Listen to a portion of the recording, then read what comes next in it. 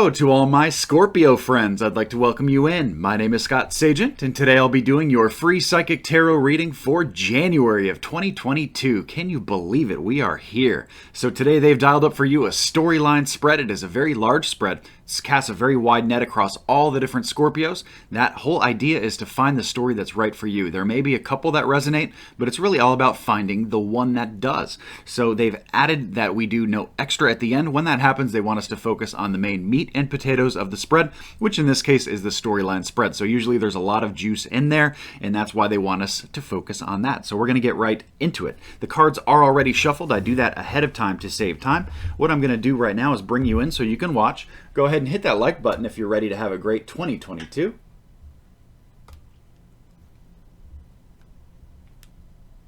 And there we go.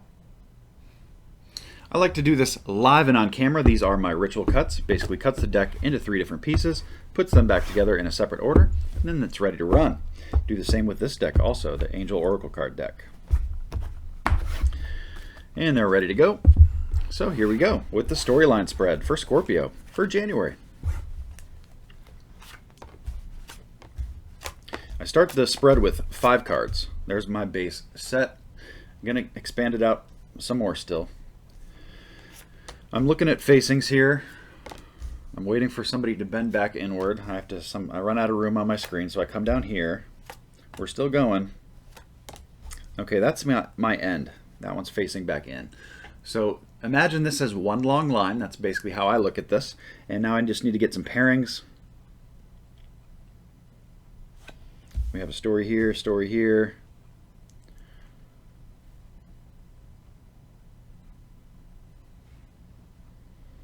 And this is all one story. So we were looking at 4 stories. I think they're all still in view. So now I need to expand them out and get some more information on what these are about. I will adjust this to get on camera too. The storyline spreads get quite large, so it's always a challenge to get it all in view. And I also need to look at my inverts. I don't think we have enough to matter. No, 1, 2, 3, 4. I'm looking at only the base sets for the inverts, not the ones on top, because that would definitely change things. Let me see. 1, 2, 3, 4, 5, 6. Not enough. Okay, so it's perfect just to run the way it is. Just wanted to make sure. Being thorough is a good thing. You don't want to get this wrong. So there we go. I think it's all in view, kind of. I do need to pull some angel cards for each story. I always do that just to kind of give it a little extra validation or a little bit of extra information.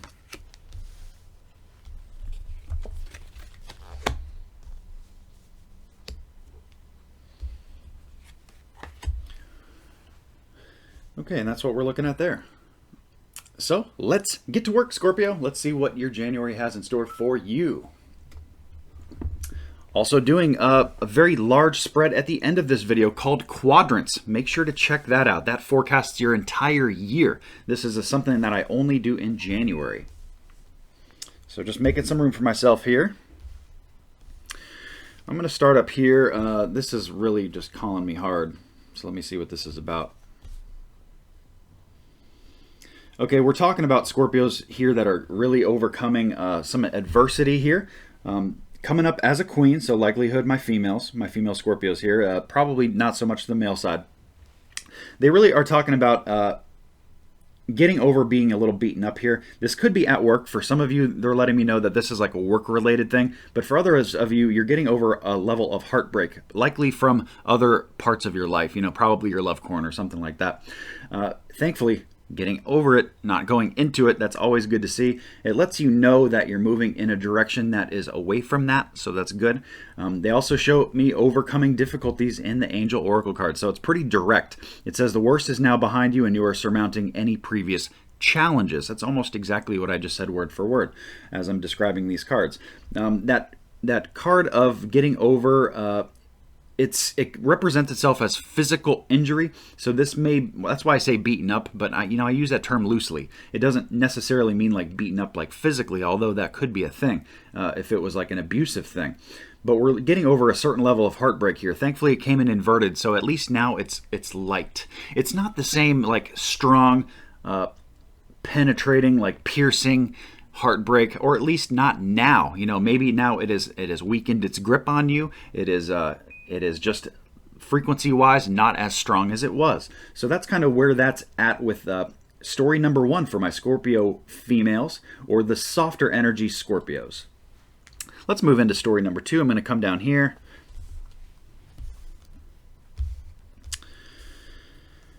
Oh, this is nice. Okay, so they gave us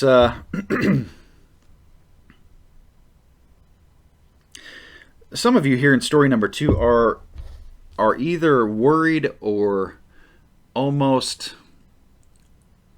overburdened, or you kind of not beat yourself up, but almost kind of like you're in your own head about past loved ones. That's what's coming up here. They want to let you know, hello from heaven. That's the card. I'm going to start with the Oracle Angel card there first. Hello from heaven basically means your loved ones are doing fine. Don't worry about them. They're doing great just the way that they are. And they pass on their blessings and everything for you for January and the new year. That's the first thing that comes up here in story 2. So that's mostly for my people that are, really worried about somebody who's passed. I wonder how they're doing. I miss them, and it's just really a hard time for you. This is coming in for those people here in story number 2. Now, the rest of the story presents itself. It should be much happier than it is. We have the Magician card coming in first. That is the supreme manifester of the universe. A lot of good juju there. I mean, you can really just co-create anything you want right now in January. You guys here in story 2 are kicking it very high gear. A lot of things can happen, so use this positively. Think very good thoughts. Don't get stuck on the negative side of that, because if you start thinking negative, it's that rain cloud effect, and you're going to actually attract more negative to you. That's the power of the Magician. It's like you can use it for good, you can use it for bad. It's really just focusing your thoughts on what that is. They say for some of you, you're getting over, or you're dealing with a level of theft, loss, or deceit here. Now, this may be deceitful people. Thankfully, this is probably not you, but the air is still there around you, so be careful who you trust and who you associate with to a certain level. If you have a choice, you don't want to associate with people who are shady people come up here. They say that you have a weakness here. So this may be an actual individual person that you have a weakness toward, and you just maybe keep allowing back, or you keep letting kind of sneak in there. Energetically, this is attached still in some way. They want you to act from a place of strength here. Be strong and not weak. And even if this is still, this base message is connected to your loved one that passed, that you're struggling getting over here, they're letting you know the same thing. They want you to act from a place of strength. They're saying that you actually have all the tools, and you don't need to delay. You don't need to basically be courageous. It's a time to be courageous and to face this head on. Don't try to pretend that this doesn't exist, especially when that theft loss energy comes up. I feel like it's less about somebody actually stealing something from you. It's almost more like maybe you feel like something was stolen from you. Could be this other person. Maybe somebody was taken from you too soon here in story 2.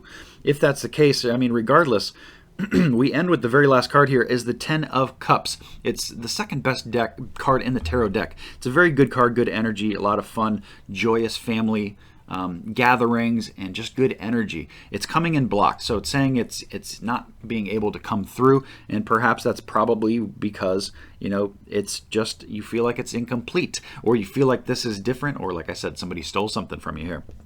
So this it's letting you know that this energy is really great, and you just got to find a way to enjoy it and get it unblocked. Basically, it's what we want to do. All we want to do is turn that sucker from blocked, jumping, to unblocked.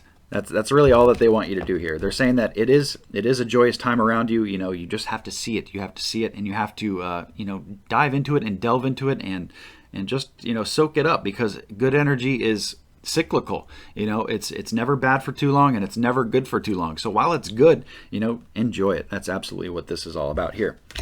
So that's story number 2. Let's move into story 3. That was a deep one. That happens sometimes. All right, let's go story 3 here. I'll save the big one for last. That is quite a large story over there. All right, so what did I do here? I moved these. Okay. All right, so story number 3 for Scorpio. This is probably going to be quite a large amount of you. This is probably, well, without looking at story number 4 yet, this is probably the more general between the group, so it applies to more people. That's what happens when that occurs. There is divine order to any kind of chaos, anything that's trying to get in line here. They're letting you know that basically this is the way it needs to be right now. So it is a little bit messy right now. Things are a little sloppy. It could be your life. It could be things that you're trying to get in order. They just want to make sure that you care about this. Take great pride in it. Don't get to a point where you just say, F it, or I don't care. I don't care about this anymore. Screw it. All that kind of stuff. They don't want you to get in that vibe here in story 3 at all. There is a level of a big purchase for some of you. For others of you, well, let me start with a big purchase before I switch into the secondary definition. The big purchase, if you've been thinking about a big purchase, January could very well be a good time to start this.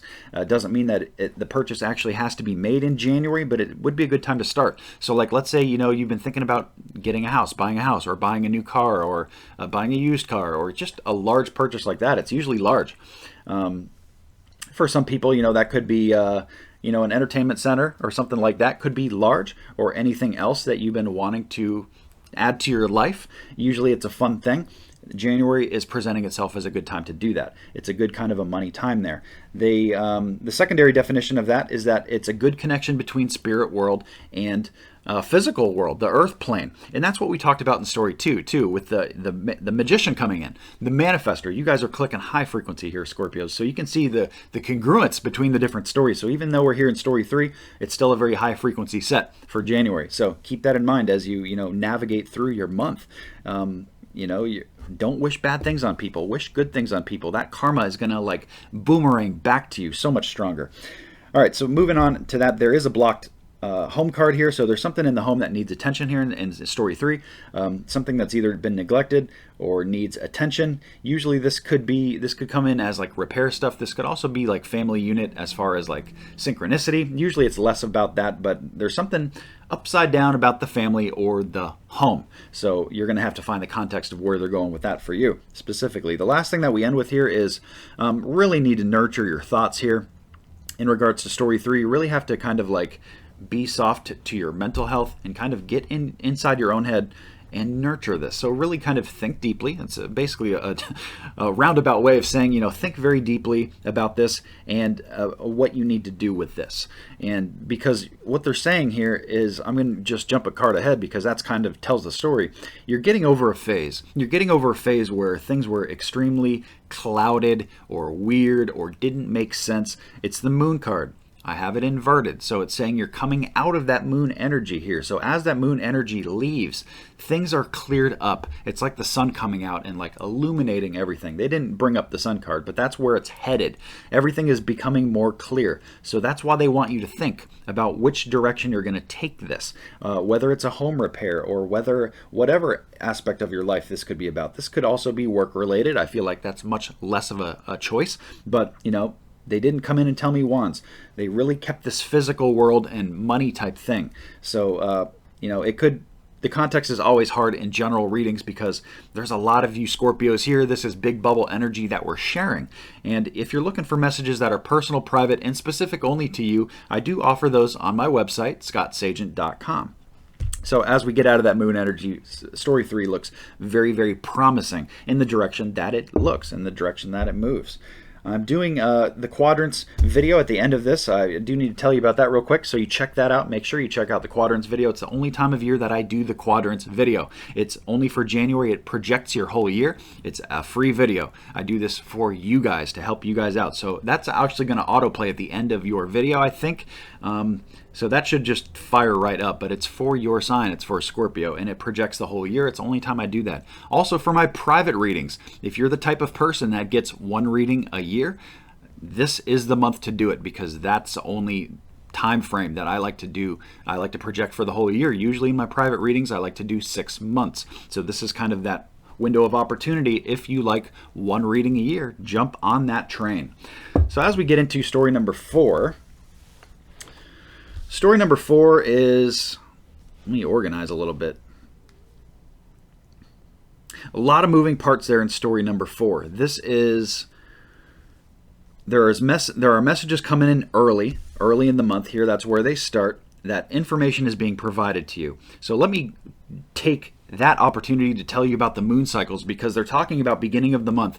And beginning of the month, we have the new moon on January the 2nd. That's usually when most of the people check out my videos. So likelihood right now, this is the best time to bring anything new into your life. We're going to talk about that more as story 4 unfolds for us. But let me just tell you in general, if you're trying to bring anything new into your work life or your love life, doesn't matter where this fits, even financial stuff, much better placed at the beginning of January. The middle of the month, not so much. The end of the month, you start getting into new moon energy again, but that's coming in from February. So really the best time to do anything new, to bring anything new into your life, is January 2nd or toward the beginning of January. Now, we have the full moon energy on January 17th.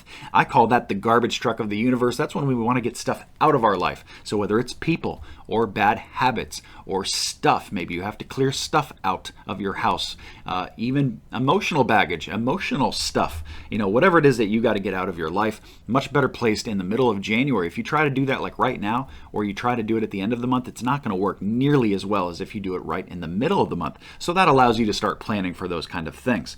Now, as I get into this here, like I said, message at the very beginning of the month coming in as far as information being provided to you.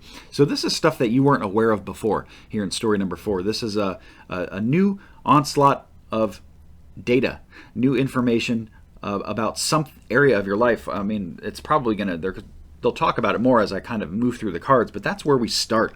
We start with that message coming in very early. So this is between like now and middle of the month. I think by the time we get the full moon energy, this is going to be already presented in your life. So we have a message coming in there very early about information. It's good because that allows you to make good choices. The more information you have, you can kind of prioritize what's important and make the best decisions for you, instead of if you're working with a lack of information or an impoverished map and you're not seeing things clearly, it's hard to make good decisions. So what they're saying is that this is going to come in, and when that comes in, you guys, Scorpio, you guys can really strike hard here.